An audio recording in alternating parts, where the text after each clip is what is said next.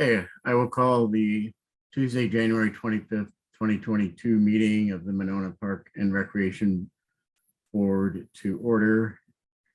You've already noted the roll, I assume. That's correct, Alderwood. Thank you. And is there a motion to approve the minutes of the December 14th meeting that Molly did such a great job running? I was kind of disappointed that that particular fact wasn't noted explicitly in the meeting minutes, but we can talk about it when we get to revisions later. So Revisions to what? just a joke about revising the meeting minutes yeah. to include. Anyway, sorry. I didn't get enough sleep last night, so. Move approval. Is there a second? I'll second. Any changes? Seeing none, all those in favor signify by saying aye or raise your hand. Any opposed? Motion carries.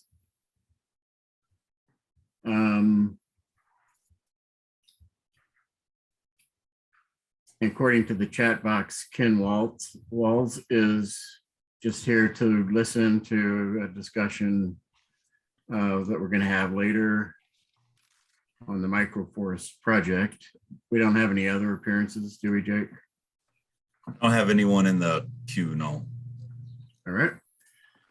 Doug, can I, sorry, Alderwood, can I interrupt you just briefly to give some context for Ken's appearance tonight? Well, his presence tonight.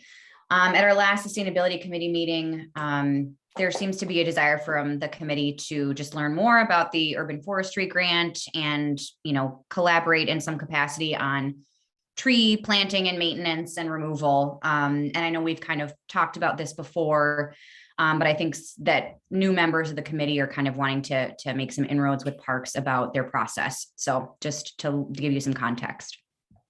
Okay. I'll be connecting the two committees as soon as I hear from Teresa Rademacher on questions she might want to pose. Okay, sounds good.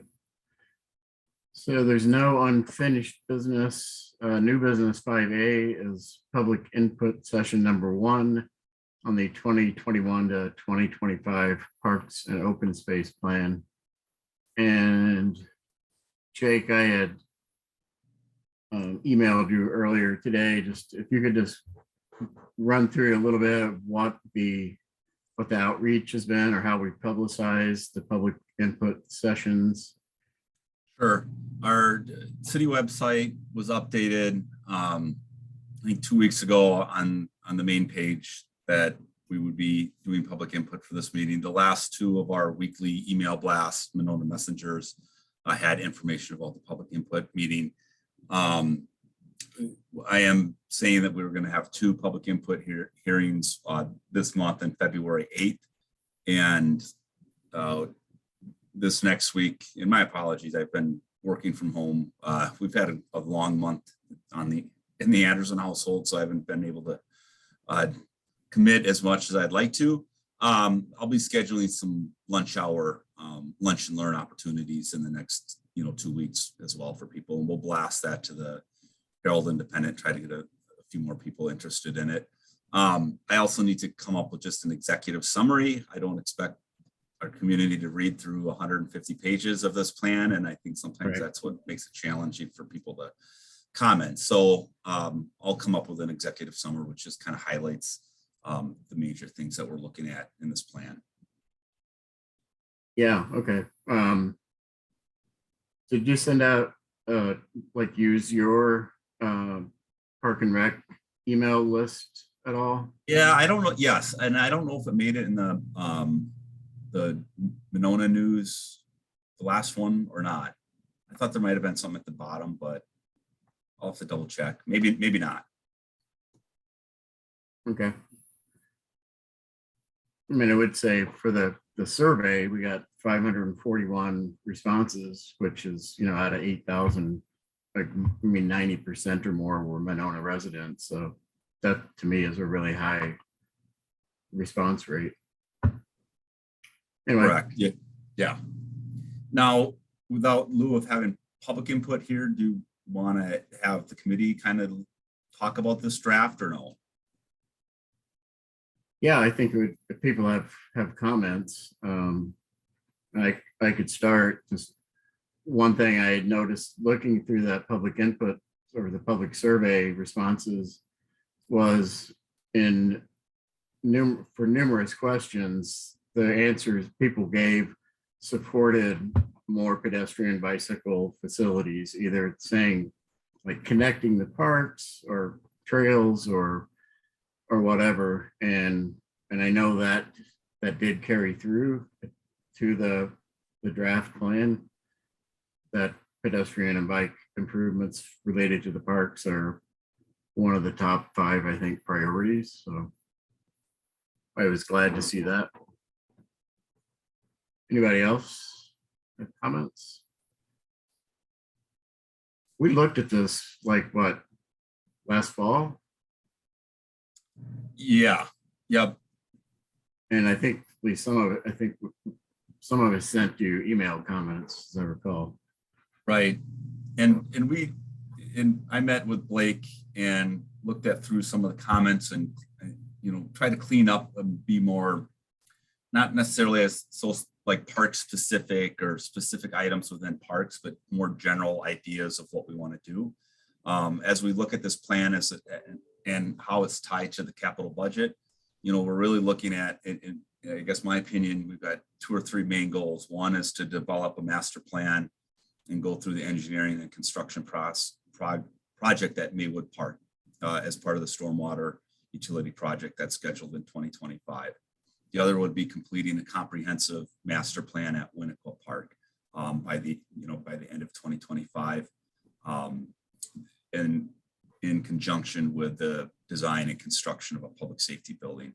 Those are 2 big, project based that are going to take up the bulk of time and potentially funding, and then a real emphasis on maintaining what we have and what we've built. So I think that came through a lot. And when we did that survey, I know I sent you kind of the individual comments on each of those questions, and we had issues trying to print those out.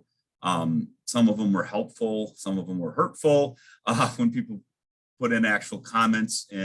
But I do think there was a common thread still of general maintenance and upkeep of certain areas within parks that we need to do a better job of. So I think those are kind of the 3 main points that are coming out of this plan.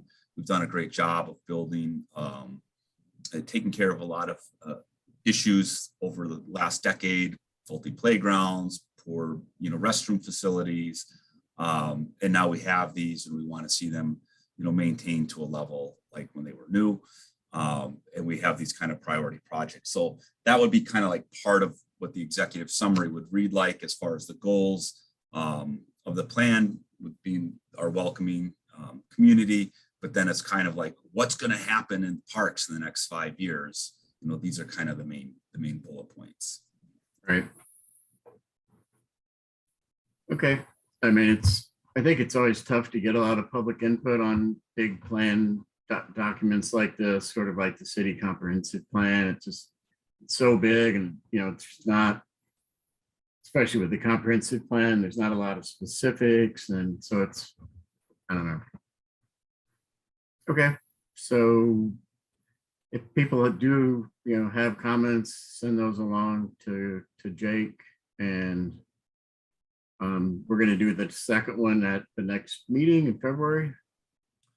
I'd like to have that be as a night option, and then I'd like to put in a couple lunch options as well between now and then. And that way, at least we've said we've tried to give people multiple opportunities at different timeframes to provide input. And we'll also solicit written input as well. They don't want to show up to a meeting, but they have written comments.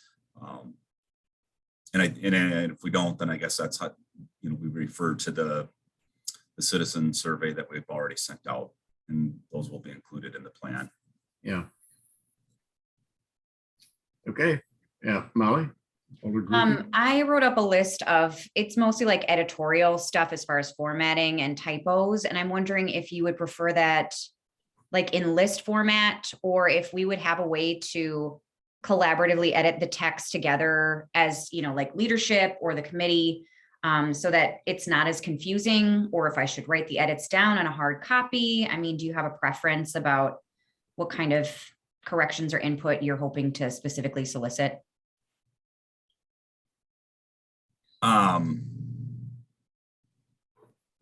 I would love to just like get in there, but I don't know if that's cool with the. Well, I don't have people. I don't have the file. It's in a, Blake has done it. I was just thinking we could do a Zoom call with Blake and go through page by page would probably be the most efficient. Okay. Otherwise, if you want to do a hard copy, but I think Blake would be more than willing to just do a Zoom call and just go page by page on the. Okay, great. Thank you. Okay. And we'll move on to 5B, discussions recommendation for serving beer at park events in 2022. All right, so sorry, I've got two computers I'm not really all that familiar with. So typically when we get recommendations from this committee to serve beer at parks for beer garden events, I'll list the individual dates that our events are going to be.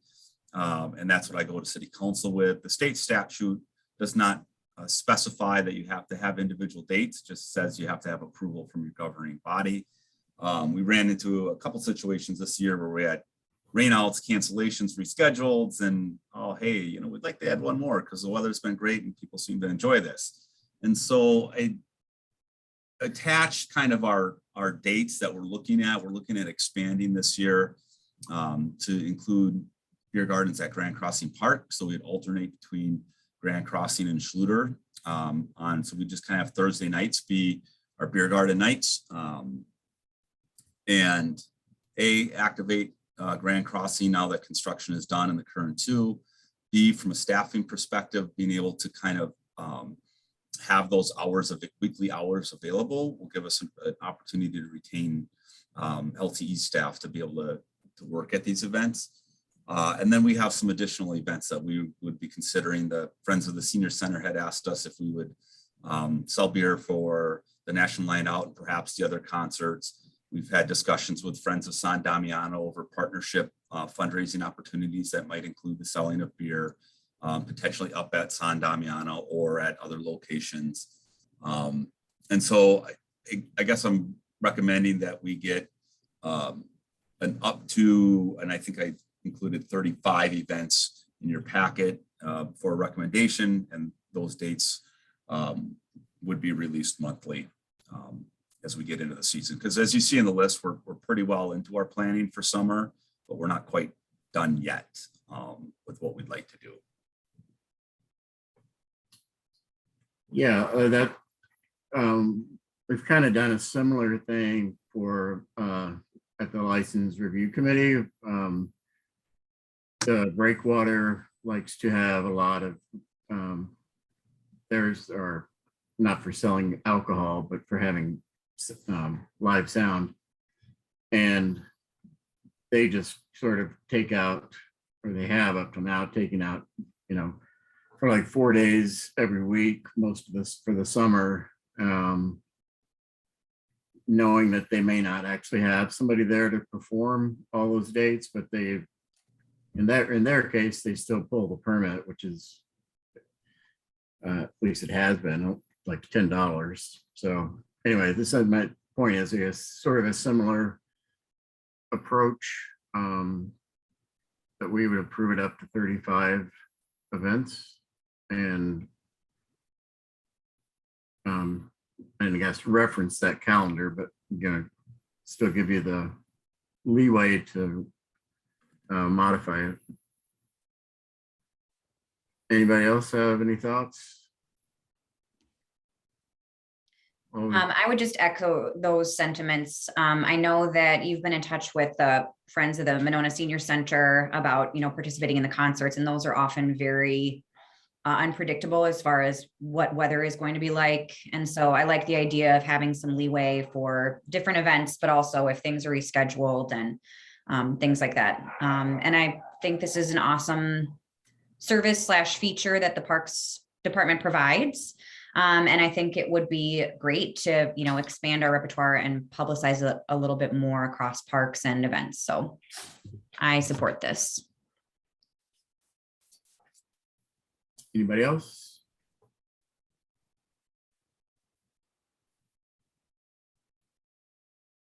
Jake, I did notice in your summary sheet, the agenda sheet, you referred to not more than 35 years, and I think you mean events or days in the calendar year. 30, yeah, See it? 35 dates, Right, not years. not years. All right, Pat. Just a question from the events that beer garden events in the past.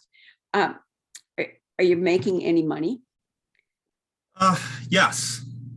So it is a revenue generator for the department. So revenues go into the special event line item in the recreation budget, as do expenses. So we utilized a tip jar for kind of like special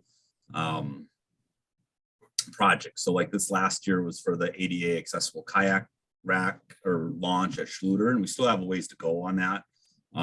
So we still got a little bit of more work to do probably this year with it. But the typical events themselves, between the cost of the beer and staff cost, has been revenue positive, not hugely. And part of it is like, if we use tap beer, so half barrels, quarter barrels, once you tap them, we have to return the cart. So one thing we're looking at is to have like our own cart that we could store if we're doing it weekly, we might be able to keep like a trailer and then have it from 1 week to the next week, because that's like 8 to 10 days is how long like a keg will keep. And so that was kind of the other thought too, is if we pay, say, $200 for a half barrel and it gets rain after 20 minutes, and had this tap, then we can have that half barrel for the following week. So that's kind of the other thought with it as well. But yeah, it is, and I would say from our perspective, it's probably the most fun event that we get to do and work at. So between our full-time staff and we have a really good crew of seasonals that really enjoy it. It's been, I think, a really nice opportunity to have public input into Parks and Rec at these type of events. A lot of us are there, and so it's a great opportunity for the community to socialize with each other, and then also have access to staff as well that are there working or talking like I usually am. I have another question too. In this, I'm thinking in terms of San Damiano. If an event was held there, but wanted to change it up a little bit, for example, just an idea, when Carl Davick does the orchestra type of event, could you serve wine instead? If you wanted to just give a little different tone or promote it in a different way. I wish the Friends of San Damiano can get a beer and wine permit and sell. But the state statute is simply for fermented malt beverages. So it's beer only. Okay. Maybe like hard cider, depending on the definition of it. But we'll work with the new city clerk and see if there's a potential loophole for wine. But no, we maybe from this, I'd like to see the state statute change, to allow beer and wine. But right now it's just beer for us, but nonprofits or bona fide clubs can obtain, I think, 3 events per year that they can sell beer and wine. Okay. That would have to go to license review. Okay. All right. Thank you. Sure. Anybody else or a motion? Sure. I'm happy to move to approve beer license for beer permit for 35 events. All right, is there a second? Jennifer, any further discussion? Seeing none, all those in favor, signify by Can I? saying aye. Yeah, sorry, Tom. Discussion, I've been trying to get on for a while, so I was on time, but my computer's not cooperating. I think it's frozen. But I think I'm fully supportive of this as an idea. And the only thing I think might be wise is to have like a blanket statement that if somebody said to us, why are you serving beer at so many different events, that we might have in our back pocket the idea that if it becomes problematic in any way, that we would bring it back to committee on a monthly basis. Just something that would be a little bit of, I think that would be wise to have that in our back pocket. Okay. So for example, if somebody, we don't have licensed bartenders, I assume, right? Is that correct? We're using park employees, right? Right, Yeah, city but- staff. Okay. So the worst case scenario, this is just, for example, worst case scenario is somebody's overserved, gets in their car, kills a pedestrian walking down the street. I know, Molly, I've got to make it kind of graphic, but I just think it would be wise just to say, as part of the motion, maybe, or add to it, that we would, if there were problems that arose out of that policy, that we would review it. Or does that go without saying? I guess I kind of feel like it goes without saying, Okay,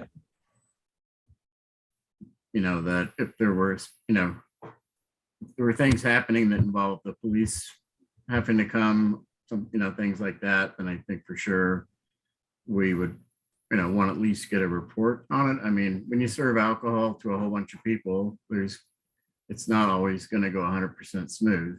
Yeah. But I was going to say, Jake, my recollection is that the park staff has taken the online alcohol training course that a bartender has to take. Correct. Yep. We all, at least the full-time staff, one of us that's working has taken the Safe Serve certification class, and that's probably something as we identify if we have consistent staff, which we anticipate where maybe full-time staff isn't working, then they would be required to get that as well. But we do train, in those basic principles, and given the time, 5:30 to 8, it's generally not a long enough time for necessarily to be overserved unless you've been, drinking ahead of time. But I did put in the packet that I would be submitting a monthly report on dates and times, but that can also include a report on the operations and any complaints or any issues that we may have as well, if we have to revisit it. Yeah, I think that. never mind. Never mind. That addresses any concerns I would have about it. Okay. Well, and I would say, I think, given that people are trained, but also that we have a great team at the helm in parks, that it's most likely not going to happen that the park staff will overserve somebody who's obviously intoxicated. And I'm sure that you will have those conversations, prior to the events as well. So. Okay. Tony? To Tom's credit, it's not a bad idea, since we're talking about serving alcohol at park events, that it's not something that we at least regroup on, every year. How did it go last year? How did the season go? And we can summarize how it went and go from there. So yeah, I mean, given what it is, no doubt if anything happens, it will come up. But I think, to the point that Tom's trying to make, that yeah, at least, every season we look at it and we kind of reevaluate how things are going. Yeah. Well, then I'll just ask Jake, what has our experience been with serving alcohol at the beer garden events? I mean, I would say it's been pretty, I won't say tame. It's generally social drinking. I could probably think we'd all know 50% or more of the people that are going. A lot of Monona residents, and kind of a real nice mix of young families up to seniors.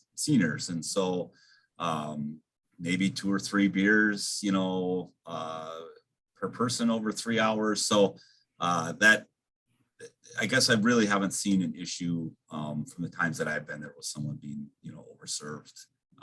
Sometimes too, if we have long lines, it's just, the law of mathematics, but that's all something as staff that we talk about, certainly we're aware of it and we want people to have a good time, but we also want them to get home safely as well. So a lot of people bike there, as the bike racks are overflowing. We've had to put extra ones out, but for the most part, I think it's been a really good feature at Schluter. And I think kind of it'll be interesting to see how Grand Crossing goes, if we get the same type of attendance there or not. And maybe some of those dates get shifted, potentially other locations. But we do have an effort at San Damiano, at Grand Crossing Park to activate that this year. And this is kind of one of the key things that we'd like to do. Okay.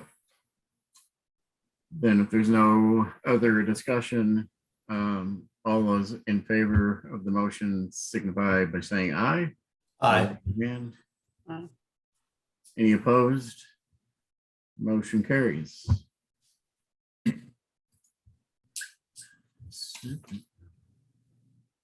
One second. 5C is the fee schedule update for the rental of Grand Crossing Park. We had some discussions last year with some of the area business, including the hotel and the restaurant, about the possibility of renting out the park for private events, wedding receptions, as a way to be able to attract more people to stay overnight at the hotel, complement the reservation location that's adjacent to the park. And we had some good discussions and thoughts through with that. And basically I'd said, I'm not really interested in blocking off the entire park. We were pretty clear when we designed this park that it would be, open to the public. And, we talked about kind of logistics of people walking through the sidewalks, including on the current property and park property. So we did talk about what just the green space would look like, having a tent available there and still have the rest of the park be open. So sidewalks, the pier, etc. It would just be exclusive use of the green space, much like we do for park shelter rentals. And we didn't end up putting any events or doing a trial with a park event, but we did have the Badger tailgate experience that we approved through MESBA. Those were pretty low attendance overall at those events, so we didn't really get a good track of what the impact on the rest of the park would be.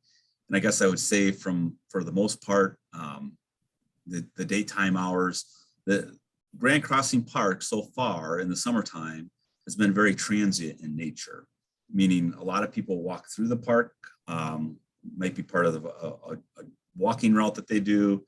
They may be curious coming down from some of the retail commercial, but not a lot of people necessarily staying in the park for extended amount of times unless we're programming some events. So we have lawn games out, etc. Weekends especially tend to not be entirely that busy, but we've also had construction for 3 straight summers on both ends of the properties, which has limited parking, etc. So long story short, I had told the people involved that I thought it was going to be, if I were to approach this, it would be expensive. It would be what I would consider expensive for rental of the space. And so a typical shelter is like $250. For non-resident, this is 4 times that for a 5,000 square foot piece of grass to do that, and limited 1 weekend per month. I did include in the packet what Missy is working on is to really highlight and work with those partnerships around the county, nonprofit organizations, multicultural groups, that we can have performance-based activities on Friday, Saturdays, and Sundays in the park is another way to activate it and get people there. But that we could hold at least one Saturday or Friday for the purposes of a private event. that would be utilizing just the green space. So I guess I'd love to hear your thoughts on that, just on, are you interested in it? Think about the dollar amount. And the dollar amount, $1,000, is similar to, there's a couple places in Madison, Gates of Heaven, I think, that does the wedding receptions and actual facilities that are close to that. This is still it's a pretty big number, and may scare people away from wanting to use it in that capacity, but potential another revenue generator for that property. Kelly? Can you tell me roughly what capacity that might allow for? And then parking. 100. Oh, okay. 100 to 200. I'm just thinking of like what this is really just, as I look at it, for the hotel, and potentially, I guess I would say that we would probably want to have established partners that would be a third party putting on this type of private event, that would be putting up a tent, providing security or whatever it may be. And it might be an extension of what they're already doing for, renting out the lower level of Buck and Honey's, for example, or, we're bringing in, we'd like to have something for 100 guests outside. I would say 100 though. I'm just trying to think of like tables and chairs under that green space area. I don't think it could probably fit more than 100 comfortably. Parking, we secured 58 stalls in the underground. Inland Way is now back open. The parking lot on Yahara Lane and both sides of Bridge Road. So, we had, and I guess this is just a small sample size, but our Skate with Santa event, probably the most people we've had at the rink, I would say, since we opened December 14th. And we had all the parking.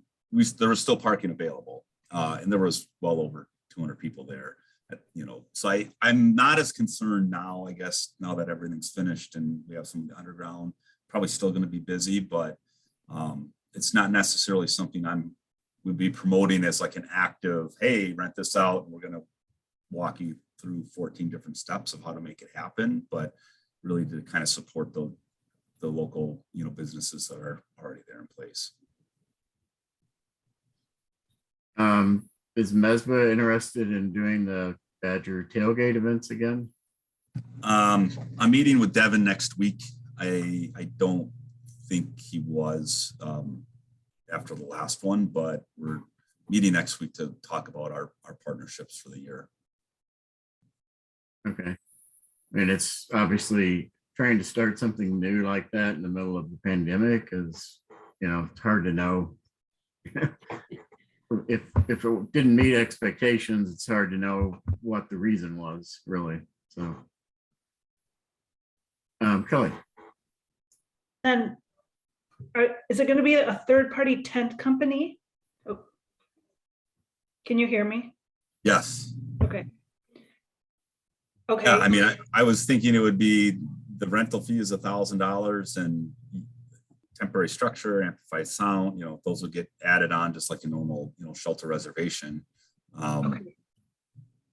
I guess I can put together what kind of that packet would look like. I was just wanted to see if this was something the committee was interested in to, amend it to officially put it in the fee schedule. Because I can't really just, for rentals, I can't really just say, well, yeah, 5,000, 6,000, 2,000. We have to have it in right in the fee schedule. But yeah, typically you would have, Event Essentials or whoever come in and put in the tent. And, we did design that park to accommodate tents. We don't have any electrical or irrigation going through. It's all on the outer perimeter. Again, that would still have to be marked and located for any, stakes getting driven into the grass. One per month gives us, I think, if they were to go that route with a tent, for example, which I'm assuming if you're looking at a wedding reception, you would probably want to have a tent just in case there's rain, to see how the turf would respond, between events. So that, I guess that was the other rationale, is to not try to do too much there with tents. One a month seems like it should be fine with keeping the grass nice and green and in good condition. But that would be a good gauge to start with. Okay, Jennifer? Has anyone from Buck and Honey's talked to you about it? Do you know if there's been any interest? I was asking because I know the lower level of Buck and Honey's, they asked for at least 1,200 for the bottom area. Now that can include your bar, you know, what you buy for food and drinks and stuff too. I was just curious if they had anyone ask them. Yeah, so we had conversations last winter, and it was a pretty, like, we really wanted to have this opportunity to do it. How can we make it happen? I think they would probably potentially be able to double book, have the lower level inside and then the outside and bar and bev in between type of deals. So I know that's a really popular location. Sometimes and they experience the challenges of trying to keep 100 people kind of out on that little patio deck and not over spill into the park. So this is kind of potentially another option for them if they know, like, hey, we love your space. We have 200 people, you know, can we do half inside, half outside, etc. Okay. So what do you think? Want a motion, I guess, or further discussion? Yes, are you guys okay with the idea of having it available for private rentals? One, and then two, is the price seem fair? Yeah, Tony, and then Jennifer. Yeah, so I'll just comment on what we've already discussed about before we go to any sort of motion on this end, at least.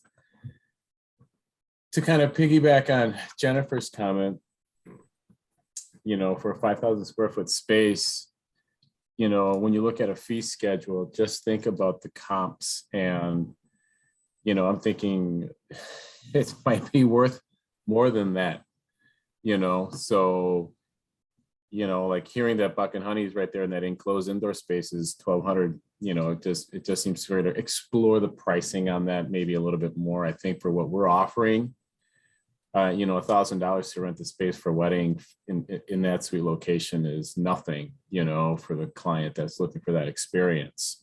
And there's clients that are out there looking for that. So if it's going to be a revenue generator, that's something to consider in terms of how you're going to fee that out. The third party, I think, is a wonderful idea. What I would like is whatever tent company maybe think about considering it, making a specialized or one focused tent company that knows how to put it up and take it down. If we go that route, I don't think the grass maintenance will be a problem. You can always throw turf down and make things, clean them up quite quickly. So I like the setup, Jake. I think this is a good deal. If the traffic isn't quite down there and it's an opportunity for the parks to make a little bit of money, and to really kind of showcase what it can be, what the space can be. And it's a multi-use space, and this is a perfect application of that. We talked about that when we talked about planning this park. So I think it's a wonderful demonstration of that.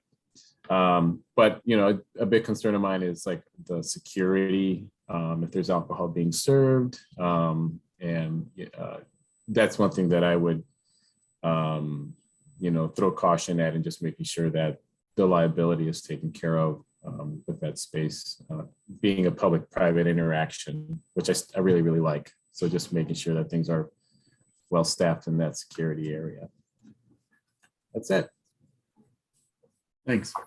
Molly? I apologize if we already touched upon this, but presumably a lot of that stuff would relate to the special event permit. Would that be required for a private event booking?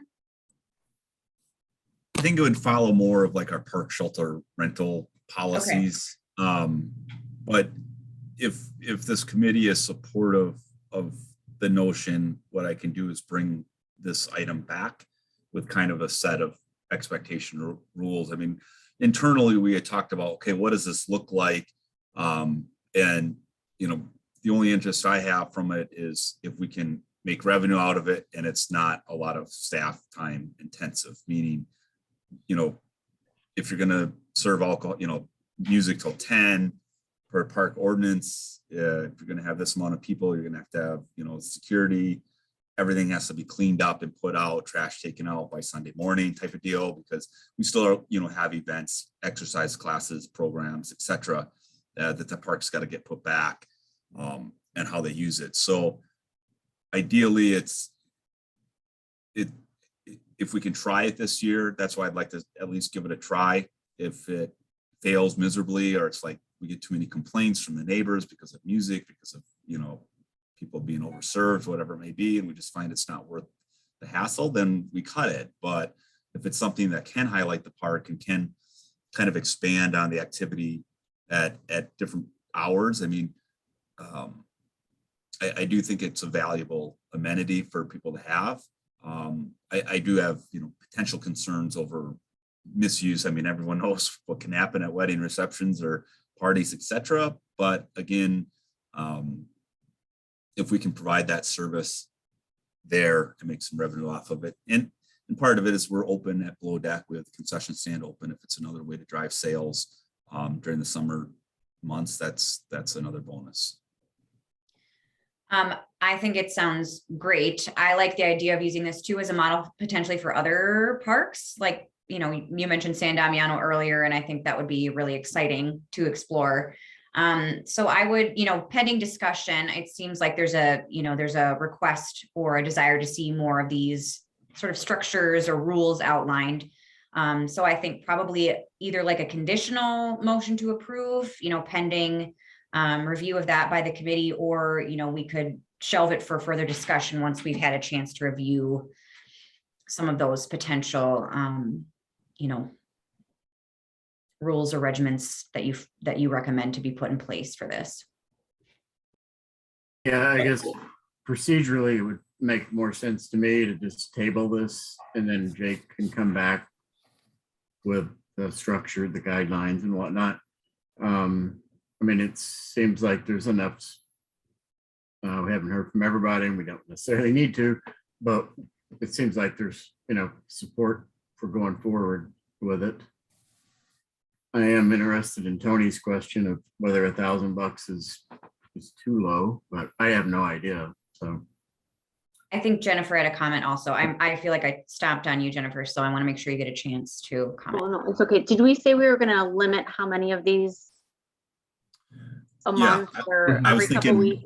right, one per month, May through September. So 5 would be for 2022. And with how people book out weddings that far in advance, maybe it's not a wedding per se this year. It might be just a class reunion or a family get together, whatever. But I will certainly have those discussions with, we're trying to find a time this week or next week to discuss between Avid and Buck and Honeys. And at least I can say, hey, our committee is supportive, and I just need to come up with a finalized, process and program and get that approved. And then we can go from there.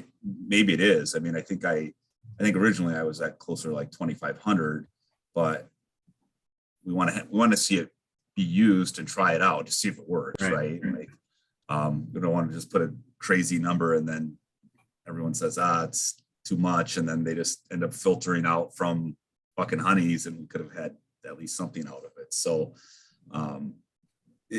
we anticipate, again, as we did last winter about this time, that the summer will be somewhat back to normal and people will be back out and socializing, and we can get a good view of what this park can be, absence of a pandemic or a construction project. And this is one opportunity or one thing that I think can be included. So I appreciate that feedback and the support of that, and I will bring that back hopefully within a couple, at our next meeting. Okay, Kelly, did you have a comment? Doug, I had one thing too. Yeah, go ahead, Tom.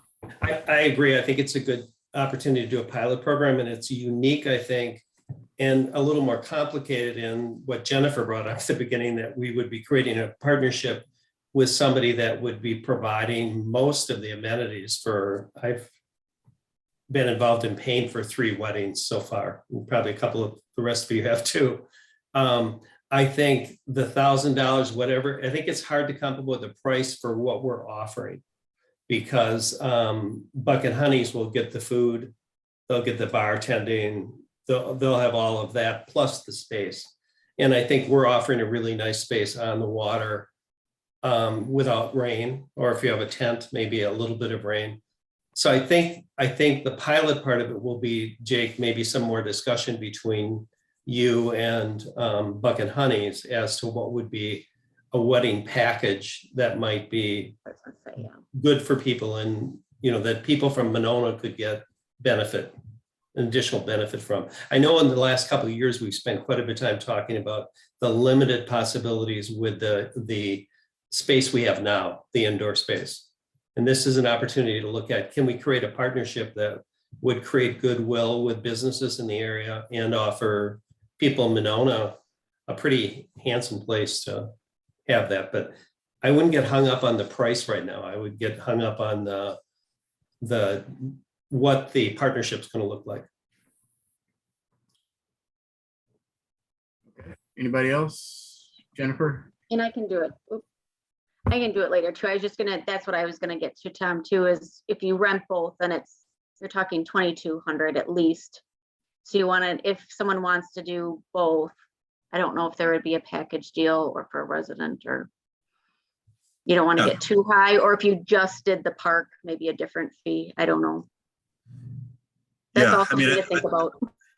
Ideally, it is sort of a partnership with potentially Buck and Honey and Avid. I mean, if they're, because now you're talking a third party caterer that's coming into the park, and so those are issues that I want to talk with them about, because maybe it's just we rent them the space and it's a partnership with potentially Buck and Honey and Avid, where for this comprehensive sponsorship package, you get this up to 5 dates to have as private reservation in the green space type of deal. So it could morph into that too. That may be my preferred, because then we're not dealing with 13 different caterers about when they can come in and how they can't park their vehicle, and tent companies, etc. But I think that's part of the discussion that we have with them is, hey, what do you think works the best? And maybe that's what it comes down to. But really, 5 is kind of, I think, a good start. Maybe we don't even get 2 this year, but I think it's worthwhile pursuing to see how it might go. Okay. Well, why don't we have a motion to table, and then we'll bring it back either at the next meeting, Jake, or? Yeah, I would just table it, and I'll try to get it ready for this next meeting if we can meet. I believe we're trying to schedule a date for next week, maybe next Friday. So I think it was the last that our communication was. Yeah, it may be the March meeting, but if we do next Friday, I can get it in the packet for Tuesday the 8th. We'll do it then. Okay. Then is there a motion to table? I would motion to table it, giving Jake the opportunity to pursue what a partnership might be like with Buck and Honey's, and providing the park as part of that. So Jake, I would move that we keep it open to when you can bring it back, when you've had the opportunity to do that. Don't forget, it has to be February. Okay. So is there a second?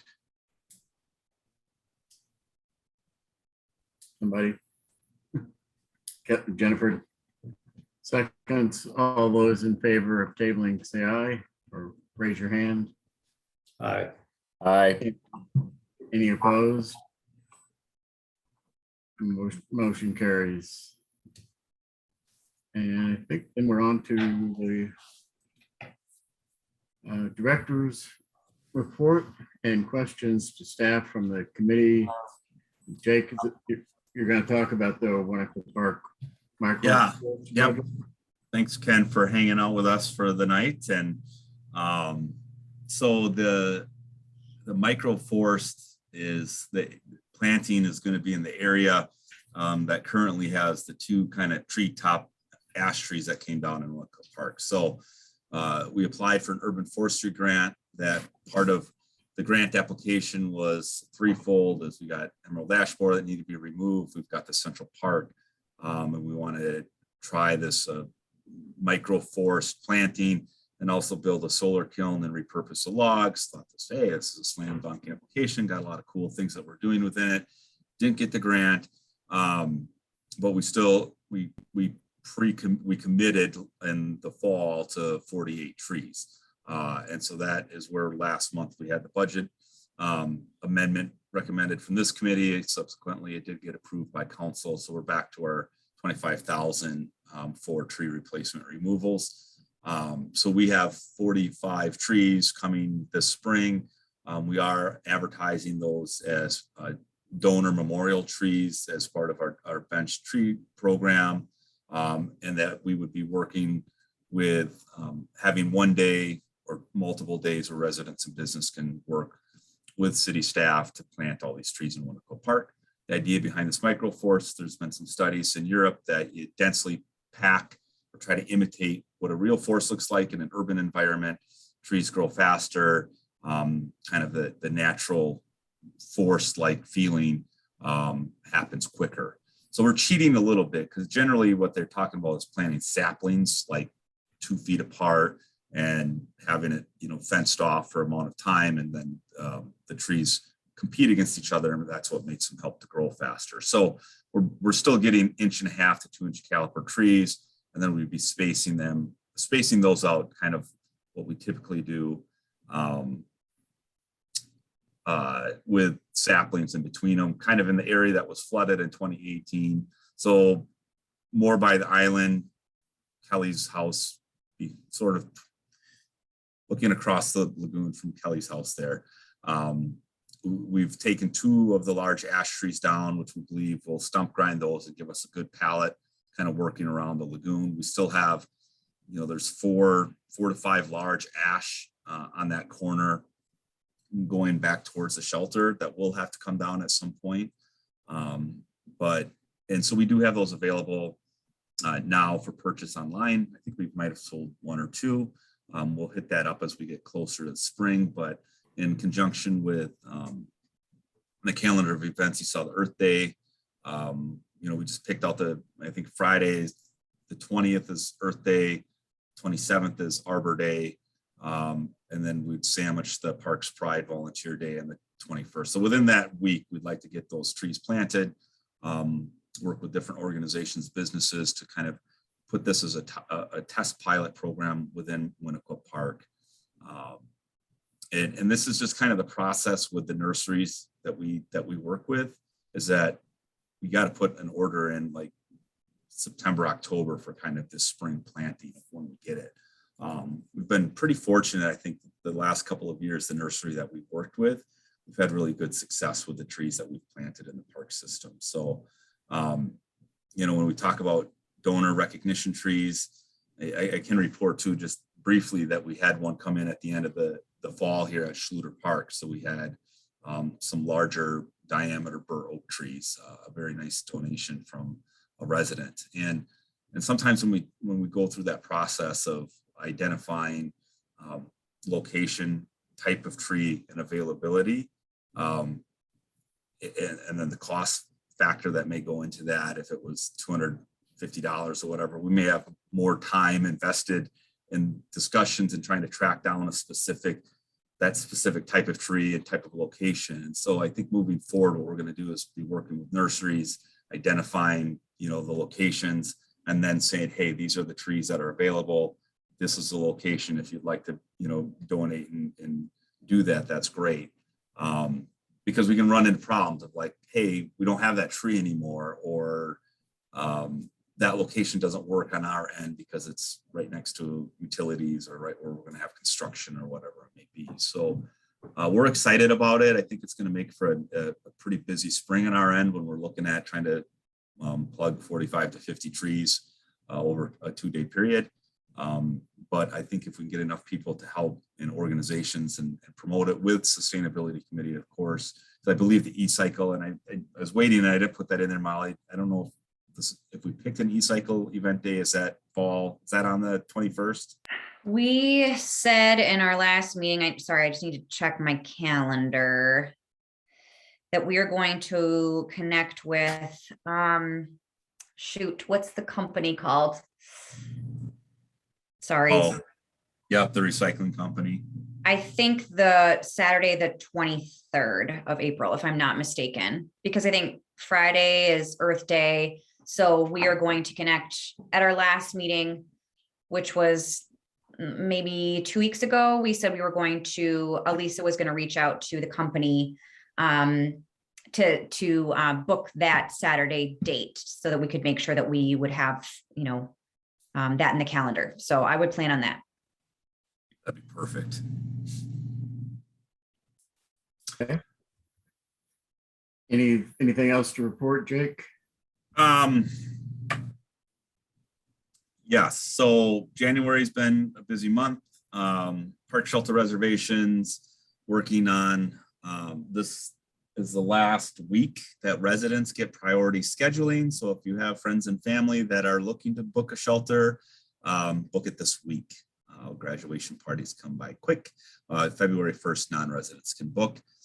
We had a really great candlelight snowshoe hike on the 15th. Brought that back after a year off with Madison Parks and Aldo Leopold Nature Center. 1,000+ people. Although we didn't have indoor accommodations at Aldo, so we had a couple porta potties and a couple food truck vendors there. I was stuck at Ahuska Park since Missy wasn't there. I was the meter and the greeter and getting people on the shuttle bus. Overall, it went well. It's great to have them back. This last Saturday at the rink, we had Princess Heroes Superhero Skate, which was a good day. And our winter sports are in full spring and full swing. And we're kind of feverishly planning summer right now between the different departments. It's a busy time we're usually 6 months out. Operation wise, tree removals at staff with college kids that we had back were able to knock out 2 of the larger ash in Winnequa Park, and then about 8 or 9 at San Damiano on the north end, all ash trees, all dead. So it brings our count up to about 15 of the 30 that we identified when we acquired the property have been removed. And so most of the ash trees directly on the shoreline behind the house have been removed, actually all of them. And then kind of over by the community garden was the area we focused on this winter. So we won't be interrupting the garden operations this summer. The other ones are tucked in the forest area on the shoreline, and then a few up by the fenced off area. So those will remain, I guess, at this point. And we'll be actually meeting with Friends of San Damiano tomorrow on some marketing and communication on spring cleanup days up there. So other than that, I would entertain questions, comments, or concerns. Any questions or comments or concerns?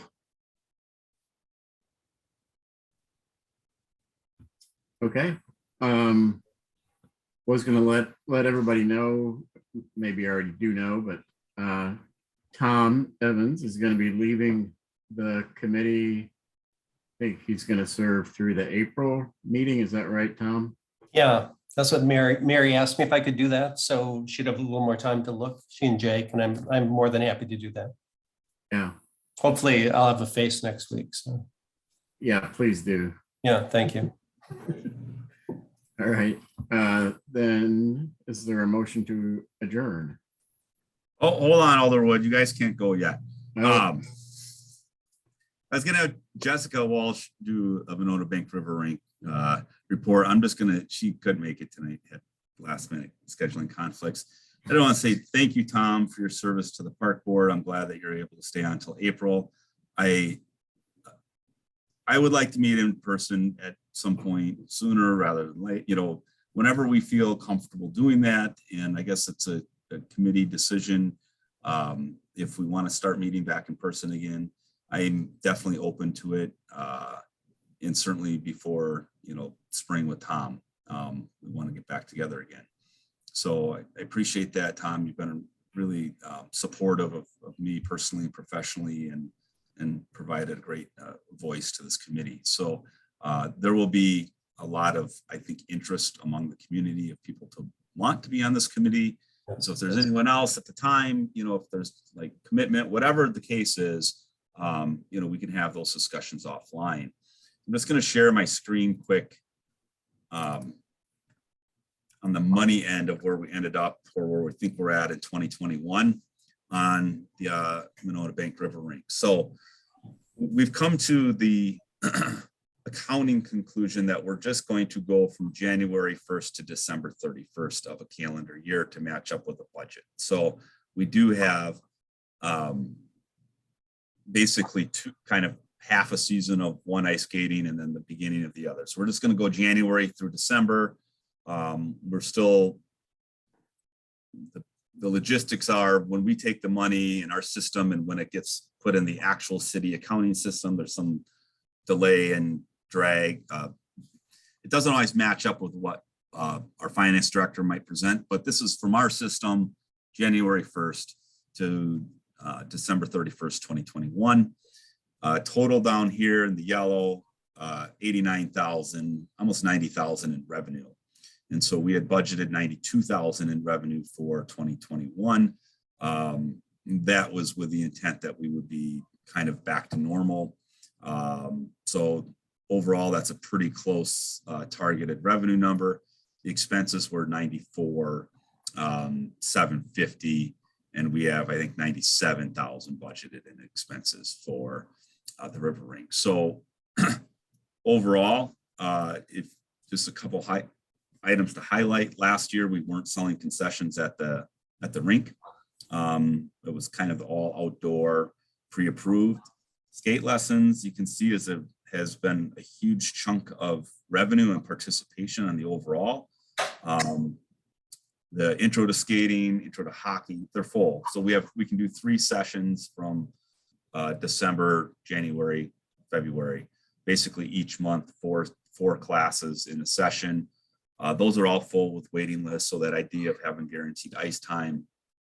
The private rentals include basically Sunday afternoon and evening. We have 2 time slots for a complete ice rink private. And then we also have like kind of like we do at the pool, where you can bring a group of 12 and have some of the interior space and kind of a package deal, memberships, and then admission and rentals.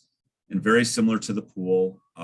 Actually, the ice rink is probably 60-40, maybe 70-30 non-residents to residents that are using the facility. So it's actually a bigger percentage of non-residents that are coming to the rink than that come to the outdoor pool. And supplies are everything from food, bev, to the utilities that we pay for the rink, to and sometimes we've had a couple one-time expenditures, the matting this year, some lights, or maybe every 5 years, whatever it may be. So as kind of year 3 of the operation going into it, 21 to 22, I'm pretty confident that the budget numbers that we selected for 2022 and moving forward, this will be a net positive in the long run. Years 4 and 5 of operation. Really busy November and then the month of December.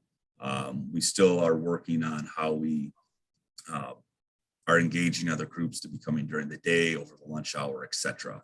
But from a revenue expense perspective, encompassing in the rec budget, we're basically right on track of where we need to be in accordance to the budget. Yeah, I think, especially given the uncertainties, that's came in pretty darn close to your budget numbers.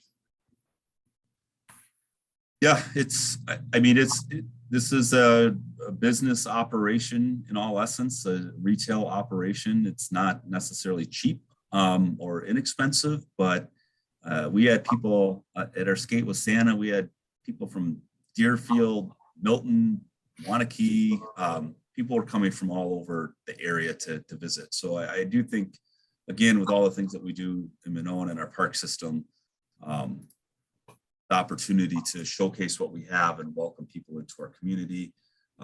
Jessica filled in for me the other day, had a great conversation and first meeting with One City Schools. So we're looking forward at what that partnership looks like moving forward. We have a nursery school out there this weekend. So we've had various groups. Black Student Union from Monona Grove High School was out a couple weeks ago. So it's really great to see the participation from when we all planned this and dreamed about 5 years ago. And Doug said thought I was crazy and taking, there was this wasn't an easy lift to get this in and done so to see the use and the enjoyment of it, and then from a financial end that it's a viable ops for the department, has been one of my more rewarding parts of my career, I would say. Yeah. All right. Any other questions? No, just good job, Jake. You guys have worked really hard on it, and it's been a success. So congratulations. Yeah. Thank you. Yeah, thank you so much for all your hard work. It's been awesome to be on that journey of building it and being a part of that being built up. I also want to say thank you to Tom for serving and your time, and it was a pleasure getting to know you, Tom. So good Thank luck. you. Thank you very much for all your kind words. And right back at all of you. I'm on 3 different committees right now. This is by far my favorite. Aw. Yeah, no, it's been great having you, and you're going to be around 2 or 3 more meetings. So, Yes, yeah. all right. Now can we adjourn, Jake? Yes, Alderwood. Somebody want to move? I'd love to move, and thank you, Tom. I didn't get a chance to say it out loud yet. All right. Is there a second? I'll second. Tony, all in favor of adjourning, say aye. Aye. Hi. Any opposed? Motion carries. We are adjourned.